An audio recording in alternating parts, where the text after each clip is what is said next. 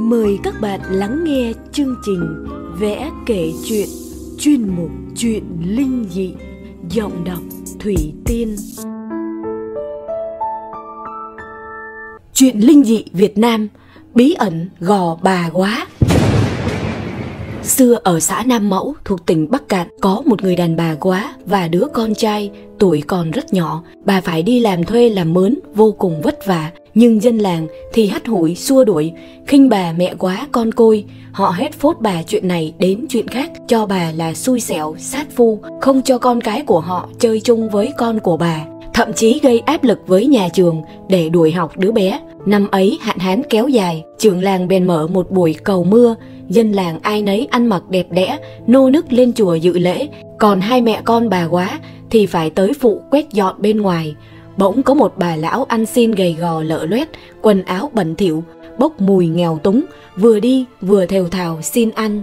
Mọi người sợ hãi xua đuổi bà ta, duy chỉ có mẹ con bà quá giúp đỡ, đưa về nhà, nhường phần cơm của mình cho bà ăn và mời nghỉ lại qua đêm.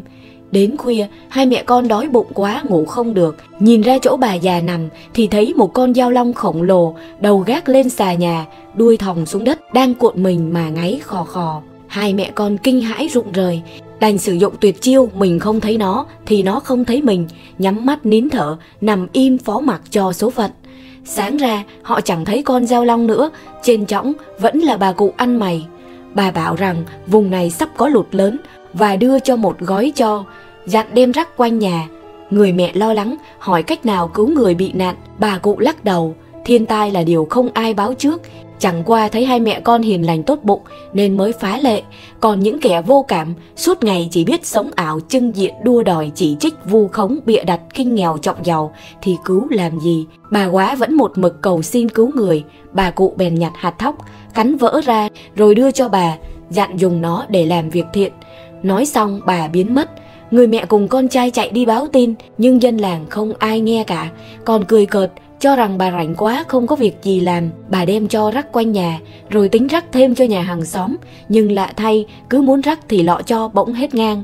Tối hôm đó lúc mọi người đang lễ bái thì một cột nước dưới đất phụt mạnh lên, nước phun đến đâu đất lở đến đấy. Dân làng kinh hoàng chen nhau chạy thoát thân, nhà cửa và muôn vật trong phút chốc chìm sâu trong biển nước. Riêng ngôi nhà nhỏ của hai mẹ con bà quá vẫn khô ráo nguyên vẹn, nước ngập tới đâu nền nhà dâng lên tới đó. Người đàn bà nhớ lời bà lão, liền thả hai mảnh vỏ trấu xuống nước, chúng liền biến thành hai chiếc thuyền. Thế là mặc gió lớn mưa to, hai mẹ con ra sức làm từ thiện, cứu vớt người bị nạn, mà không sợ dị nghị, gièm pha hay sao kê các kiểu. Khi nước rút, chỗ đất ấy bị sụp xuống, biến thành một cái hồ, và người ta gọi đó là Hồ Ba Bể. Còn nền nhà của hai mẹ con trở thành chiếc gò nổi giữa hồ và gọi là Gò Bà Quá. Chuyện cổ tích gây ức chế nhất xứ Bình Dương.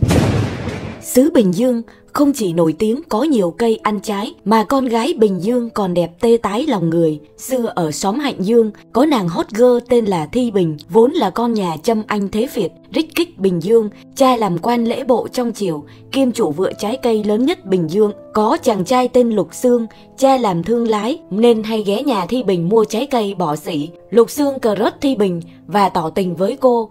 Nào ngờ Thi Bình nói chân dài phải đi với đại gia, chừng nào anh giàu thì mới lấy nhau. Thế là Lục Xương trở về, đi khắp nơi học khóa làm giàu cấp tốc, không còn ghé mua trái cây nữa. Một năm sau, anh trở lại và lợi hại hơn xưa, với rất nhiều ngọc ngà châu báu, profile đã lên tới tầm doanh nhân trẻ. Anh nhắc lại lời hứa năm xưa, nhưng Thi Bình lại ra thêm điều kiện, anh phải có học và thi đỗ làm quan thì mới chịu lấy anh. Lục Xương trở về luyện thi cấp tốc, 2 năm sau đã đỗ trạng nguyên, vinh quy bái tổ. Anh tức tốc tới gặp nàng, chắc mẩm sẽ cưới được vợ. Nào ngờ Thi Bình vẫn không vừa ý, lấy cớ anh xuất thân bần hàn không tương xứng. Nghe vô lý nhưng hết sức thuyết phục. Lục Xương chán nản lên thuyền trở về. Ra tới giữa dòng thì chàng xuống chơi với cá. Thi Bình thấy vậy vô cùng ân hận, hốt hoảng đi theo. Quan sai rất nhiều lính đi cứu hộ, nhưng người ta chỉ vớt được Lục Xương mà không thấy Thi Bình. Từ đó trở đi, trên khúc sông Hạnh Dương, người ta thấy xuất hiện một thứ bèo lạ, lá to, hoa tím, cứ tìm cách bám theo, áp sát những con thuyền đi ngang qua. Người ta nói đó là hồn của tiểu thư Thi Bình tìm đến Lục Xương, và người ta gọi thứ bèo đó là Lục Bình. Chuyện linh dị Việt Nam, con ranh, con lộn. Trong dân gian Việt Nam có một hiện tượng hết sức linh dị, đến nay vẫn còn nhiều điều khó lý giải. Ở Quảng Trị có gia đình nọ, trú tại làng Vĩnh Lại, Chợ Sòng. Bà vợ sinh nở nhiều lần nhưng chỉ giữ được đứa con đầu, những đứa sau cứ sinh ra là tỏi. Bà bèn thẹo một ngón tay của đứa con thứ ba khi chôn cất và vô cùng hoảng sợ khi đứa bé kế tiếp sinh ra mất một ngón tay, đúng như bà đã từng đánh dấu. Đứa bé này cũng yểu mệnh, bà bèn nghe lời thầy Pháp xin nhẹ 10 ngón chân để giữ đứa sau. Quả nhiên là không gặp sự lộn lại nữa, nhưng đứa bé út sinh ra lại phải tật nguyền suốt đời với đôi bàn chân không có ngón.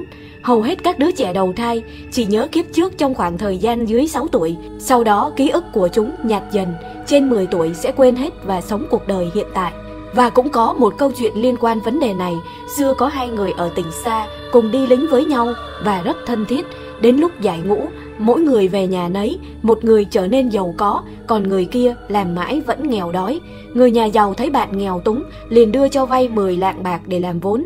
Cách mấy năm không được tin tức của bạn, người nhà giàu nghĩ bụng, bạn mình chắc vẫn còn nghèo nên chưa có tiền trả. Anh bèn sang thăm và đem thêm 10 lạng bạc nữa, định bụng sẽ giúp cho bạn. Khi vừa đến cổng, thấy nhà bạn trang hoàng lịch sự, anh bèn đem bạc giấu ở trên đầu cổng, rồi mới vào nhà để tạo sự bất ngờ chưa ông già. Vợ chồng bạn thấy anh, nghĩ là sang đòi nợ, mời vào nhà thiết đãi ăn uống tử tế, rồi lập mưu đợi đến đêm khuya, tác động vật lý và đem chôn anh dưới cây khế. Ít lâu sau, cây khế chỉ sinh được một trái to, người vợ trông thích mắt hái xuống ăn rồi thụ thai, đủ ngày đủ tháng, sinh ra một đứa con trai khỏe mạnh, khôi ngô, nhưng phải cái tội không biết nói. Hai vợ chồng lấy làm bực lắm, một hôm phàn nàn với nhau, nhà ta giàu có, chẳng thiếu thứ gì, trời cho sinh được một mụn con thì lại bắt nó cái tật câm. Người ta có 5 có 10 đều tốt, mình có một thì lại vô duyên. Đứa con nghe cha mẹ than thở tự nhiên bật nói, tía má cho mời quan huyện qua đây chơi với con, rồi con nói cho mà nghe. Hai vợ chồng lấy làm quái lạ, hỏi gặng nó mãi thì nó lại câm như thóc, không nói gì. Hai vợ chồng bàn bạc với nhau, thử chiều ý xem sao, liền đem lễ vật lên trên quan huyện, kể chuyện đầu đuôi và mời tới chơi. Quan bằng lòng đi một chuyến xem sao. Khi đến nhà, liền cho lính gọi thằng bé và hỏi, tại sao mày không chịu nói, mày để bố mẹ phải lên trình với ta. Thằng bé lễ phép cúi lại quan, rồi thưa rõ ràng rằng, oan lắm quan ơi, xin quan soi xét cho con. Thế rồi đứa bé kể lại hết toàn bộ vụ án năm xưa. Xác của anh ở dưới gốc cây khế, hồn nhập vào quả khế, vợ của hắn ăn vào sinh con. Quan cho đào gốc khế, coi trên mái cổng xem có hay không. Quan sai lính làm như lời khai, thấy thật là như vậy. Hai vợ chồng hết đường chối cãi, thú nhận hết tội mình đã làm. Quan phê án trị tội cả hai vợ chồng. Đứa bé lại quan xong trở về nhà cũ. Về tới nhà thì tính ra đã biệt tích 20 năm, khi đi vợ mới có thai, bây giờ con thì đã có cháu. Bởi chuyện này nên dân gian mới có câu rằng, sinh con rồi mới sinh cha, sinh cháu giữ nhà rồi mới sinh ông. Cảm ơn tất cả quý vị và các bạn đã lắng nghe. Hãy follow kênh VS Kể Chuyện để có thể đón xem những câu chuyện tiếp theo nhé.